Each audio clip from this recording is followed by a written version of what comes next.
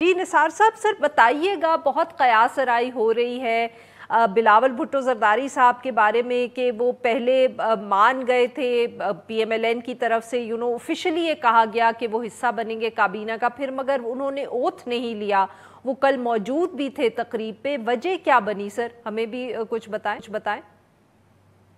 کسی کے طور پر اپنی پارٹی کے ریپرزینٹیٹیوز کو انہوں نے وزیر بننے کا پرمیشن دی، اور ان کے وزارت کا عہدہ یا اوتھ اٹھانے کے وقت اگر وہ خود آتے ہیں تو یہ ایک گریس دکھائی گئی ہے، گریسفل چیز ہے کہ وہ آئے اور پارٹیسپیٹ کیے۔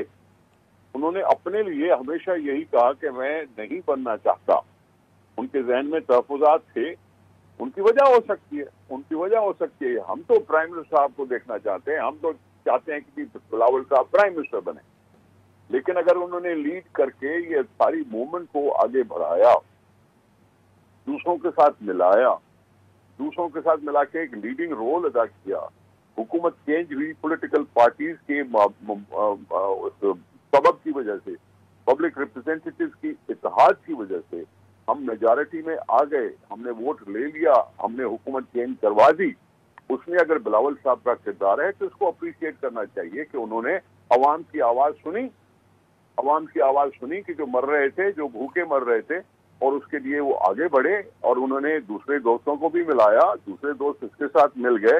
معاف کریے گا سر، آپ کی بات یہاں کاٹ رہی ہوں، مگر پاکستان مسلم لیگ نواز نے تو سر آفیشلی یہ کہہ دیا تھا، بیان دے دیا تھا کہ بلاول بھٹو زرداری صاحب کابینہ کو جوائن کر رہے ہیں، تو کیا اس وقت وہ غلط تھے یا یہ تھا کہ بلاول صاحب نے اس کے بعد اپنا ارادہ تبدیل کیا؟